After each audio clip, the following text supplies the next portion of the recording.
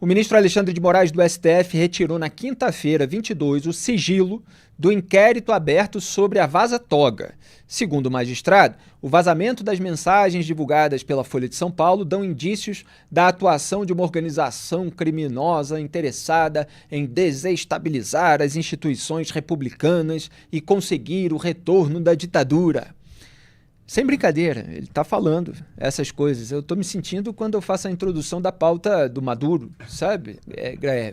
O inquérito foi aberto por iniciativa do próprio Moraes, sem requerimento do Ministério Público Federal. Abro aspas. Essa organização criminosa ostensivamente atenta contra a democracia e o Estado de Direito, especificamente contra o Poder Judiciário, em especial contra o STF, pleiteando a cassação de seus membros e o próprio fechamento da Corte Máxima do país, com o retorno da ditadura e o afastamento da fiel observância da Constituição. Fecho aspas. Cadê a condenação dessa organização criminosa? Quem são os integrantes? Já a denúncia, o julgamento, o trânsito em julgado. A gente não tem visto nada disso. Moraes também alegou que a possível organização criminosa, de vez em quando entra um possível aí, teria contado com o auxílio de terceiros, utilizando-se de uma rede virtual de apoiadores que atuam de forma sistemática para criar ou compartilhar mensagens que tenham por mote final a derrubada da estrutura democrática e o Estado de Direito no Brasil. Fecho aspas. Grebe, aqui ninguém nunca vai ignorar o que houve no 8 de janeiro de 2023, os blogueiros bolsonaristas que muitas vezes incorrem em crimes contra a honra, em outros tipos de delinquência virtual, tudo isso a gente apontou ao longo de 4 anos. Agora, outra coisa é como o processo corre. É o devido processo legal do qual eles tanto falam, os ministros do Supremo Tribunal Federal. E o que é a Vaza Toga, na verdade, são as mensagens e os áudios trocados entre os assessores do próprio Moraes. Um no Supremo Tribunal Federal, assessor mais direto do gabinete dele, e outro que era o chefe do Departamento de Enfrentamento à Desinformação no TSE, então presidido pelo Moraes. Então, só para não misturar tudo, porque eles podiam estar ali alinhando relatórios sobre postagens de bolsonaristas, seja de ativistas, seja de veículos alinhados ao Bolsonaro ou simpáticos a ele, mas esses dois assessores, as mensagens, os áudios, o jornal que os publicou, ninguém aí está atentando contra o Estado democrático de direito nesse sentido que o Moraes tenta dar. A gente vê, evidentemente, na troca de mensagens, o que a gente já apontou ao longo dos últimos dias e com cortes que viralizaram no canal de YouTube do nosso programa, todos acima de 100 mil visualizações. A gente viu ali assessor fazendo com que o representante no TSE usasse a sua criatividade para coletar provas contra alguém que já se queria punir ou algum veículo, uma série de questões bastante comprometedoras para o Moraes. E aí, como comentamos ontem, ele próprio abre uma investigação sobre o vazamento de elementos comprometedores a seu respeito e volta com essa retórica toda que coloca tudo no mesmo balaio. Felipe, o mais importante nesse momento é, como você estava observando, voltar ao início da história. O início da história são mensagens trocadas por dois funcionários graduados das mais altas cortes brasileiras, certo? Não tem nada inventado aí. E quem publicou é um jornal, Folha de São Paulo, que, enfim, como tantos outros órgãos de imprensa, foi demonizada pelo bolsonarismo ao longo dos anos. E, eventualmente, como você estava observando, como nós estávamos comentando, é apoiada, assim como nós somos apoiados por bolsonaristas ou por esquerdistas, quando nós falamos alguma coisa que lhes interessa. Nós estamos fazendo o nosso trabalho, a Folha de São Paulo estava fazendo o seu trabalho de publicar informação, né? E o Alexandre de Moraes está misturando tudo. Está querendo dizer que o trabalho jornalístico já faz parte de complô, já faz parte de uma tentativa desestabilizar as instituições. Então vamos separar o começo da história, do uso que possa ser feito das informações depois. Se a partir dessas informações se formou uma rede de manipulação e de incentivo a um novo ataque, não sei.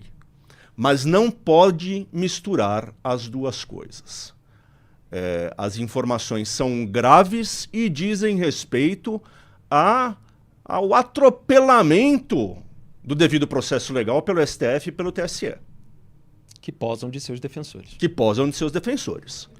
Se alguém está usando esta história de maneira indevida, espúria, antidemocrática, é outra coisa. Só que o Alexandre de Moraes está misturando tudo. Está agindo, inclusive, se me permite um parêntese, porque volta e meia eu preciso voltar a essa questão, está agindo, inclusive, como o bolsonarismo age. Exato. A respeito da matéria de capa da Cruzoé, que eu fiz anos atrás, 2019 ainda, os blogueiros de crachá. Então você traz ali elementos que vêm de mensagens trocadas entre eles, reúne com outros elementos apurados, evidentemente, por mim na época, e eles começam a fazer uma associação completamente falsificada da própria cronologia histórica, etc., para dizer então que tudo começou com a matéria do Felipe Moura Brasil, etc., que é assim a mentira sob todas as óticas possíveis, né? Eles falam que o gabinete de ódio começou comigo, começou com a Cruzoé. Na verdade, o gabinete de ódio começou com a Folha e com o Estadão. Fizeram 2 matérias a respeito disso.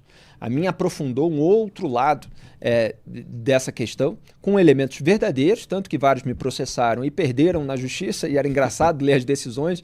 Olha, o autor aqui do processo não conseguiu mostrar nada inverídico da reportagem.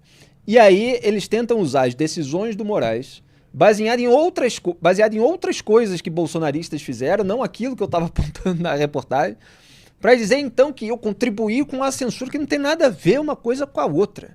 É porque essa gente fica aí soltando essa desinformação nas redes sociais e tem massa de manobra que acredita, porque não vai verificar nada, nem leu a reportagem. Aliás, está aberta. Quem quiser pode procurar no Google, os blogueiros de crachá, Cruzoé, Felipe Moura Brasil, vai ver uma longa reportagem sobre o esquema de poder bolsonarista que depois ficou mais evidente do que nunca.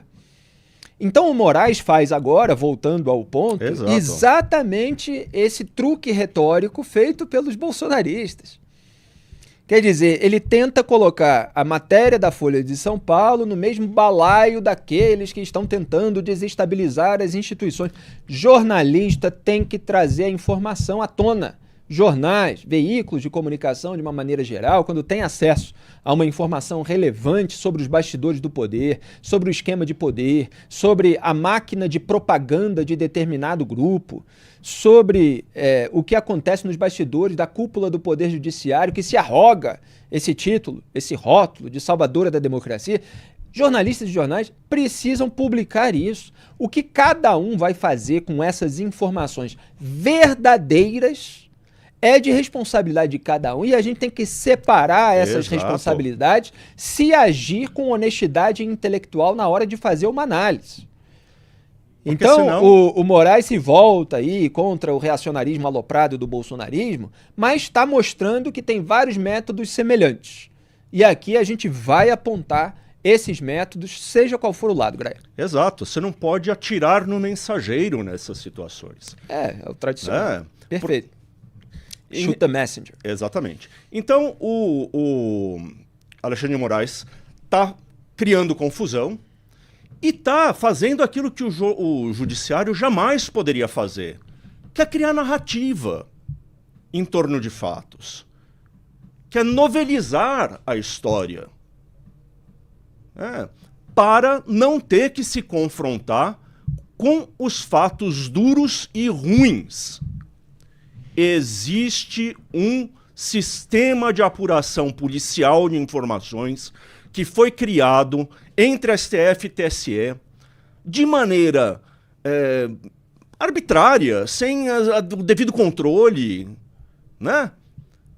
E isso está operando de uma forma que não pode ser aceita.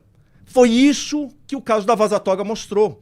E o STF está relutando, está se negando a confrontar esse fato sobre os seus erros. Ao invés de aproveitar a oportunidade para acabar com esses inquéritos das fake news e pôr essa história para andar de uma vez como processo, e não só como inquérito, ao invés de aproveitar para fazer um freio de arrumação dentro da sua própria atuação, está fingindo que nada aconteceu, e as pessoas não vão comprar essa versão. E, repito, não é para passar a mão na cabeça de gente que comete ato de delinquência, mas o inquérito fica aberto por prazo indeterminado, Graeb, sem que haja o julgamento final das pessoas. Exato. Os processos individualizados, eles não avançam para o julgamento. Outro dia a gente comentou, que não tem a ver diretamente com isso, mas o caso do Silvinei Vasquez e do Anderson Torres, que tinham ficado presos um tempão, sem denúncia. Aí houve toda uma pressão com críticas à atuação do Alexandre de Moraes, ele acabou num momento de distensionamento, liberando da prisão, etc. E só agora eles foram indiciados pela Polícia Federal. Quer dizer, ainda a PGR, Procuradoria-Geral da República, vai ver se os denuncia ou não para o STF, para que o STF decida se vai abrir a ação penal, aceitando a denúncia ou não, para que haja todo o direito à ampla defesa e para que, então, os ministros possam decidir se eles serão condenados ou não pelos alegados crimes. Quer dizer, tem muita água para correr debaixo da ponte. E em relação ao inquérito das fake news, cadê a condenação da chamada organização criminosa?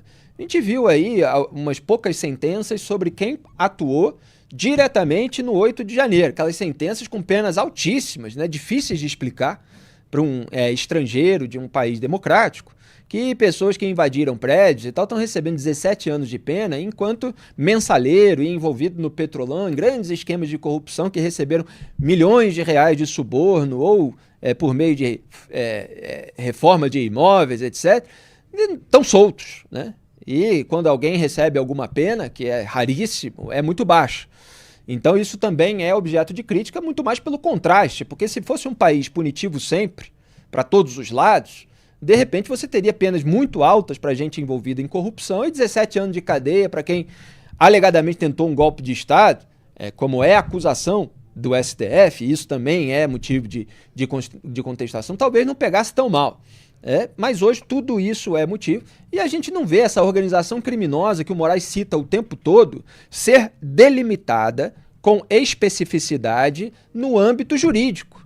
Quer dizer, uma organização criminosa, uma associação ali entre tantas pessoas para o cometimento de determinado crime. Cadê a nomeação de cada um dos membros de uma mesma organização criminosa com a respectiva condenação por esse crime?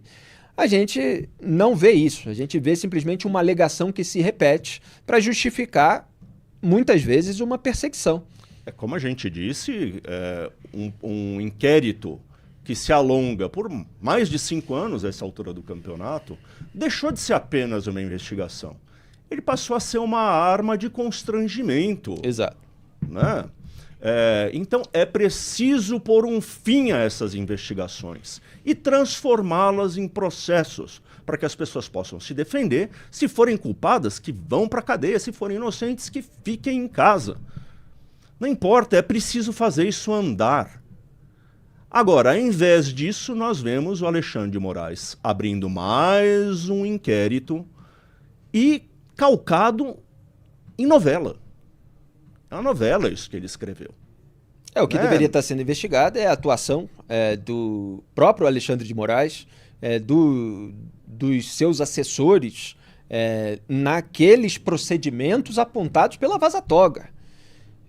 É óbvio que, que haja uma apuração, vamos dizer assim, administrativa sobre vazamentos, etc. Isso, tradicionalmente, acontece em determinados setores. A gente já mostrou que há elementos diferentes, porque o Moraes avalizou um rito informal, então havia uma troca informal de mensagens e ele está aí querendo atingir as pessoas pelo vazamento dessas mensagens e dos áudios dentro de um rito informal que ele endossou, o que torna a história ainda mais obscura. Diga. Não, eu queria só observar que na primeira vez que a gente falou sobre esse assunto, a gente ficou se perguntando, será que existe alguma lei em que se enquadra, né, que poderia enquadrar como crime a ação desses dois assessores e tudo mais? Enfim, Existe sim lei para cumprir a quebra de sigilo funcional. O funcionário que faz vazar ou que revela segredos relacionados ao seu trabalho, segundo a legislação brasileira, pode ser punido. Então, assim, a mera implantação do inquérito para apurar se houve esse tipo de vazamento funcional não é absurdo, mas com esta justificativa que já passa, né, da mera apuração para um enorme complô para destruir um discurso político, uma retórica política. O Moraes ele sempre transborda no texto das suas decisões. E tem o elemento agravante a respeito desses dois casos, seja no âmbito do inquérito das fake news, seja desse inquérito aberto para investigar o vazamento. É que o rito está completamente distorcido. O Moraes não poderia ser o ministro a abrir esse inquérito, porque ele é comprometido pelo conteúdo que foi vazado. Então, ele vai assumindo muitos papéis, ele vai concentrando poder. No caso do inquérito das fake news e dessas investigações que geraram a Operação Lesa Pátria sobre o 8 de janeiro, você tem mais de 1.000 pessoas envolvidas que não têm foro privilegiado no Supremo Tribunal Federal. E, no entanto, eles abarcaram tudo e é o Moraes que é o relator dessa coisa toda, investigando as pessoas que não têm foro privilegiado. Então, assim, tá tudo errado desde o começo. E nós, ao contrário dos bolsonaristas e do Jair Bolsonaro, apontamos em 2019, é só pegar os textos daquela ocasião. Quando eu apontei 5 anos de censura, procurem aí no Google, 5 anos de censura da Cruzoé, antagonista Felipe Moura Brasil, se vocês botarem essas palavras, vocês vão encontrar. O meu texto tem uma cronologia. Aliás, com link para todos os meus artigos, comentários a respeito disso. Nós estávamos criticando na raiz a abertura do inquérito das fake news. O Jair Bolsonaro, não. Aí depois o pessoal é atingido, aí ele começa a se voltar contra aquilo. Então aqui se age com princípios, não é conforme a conveniência.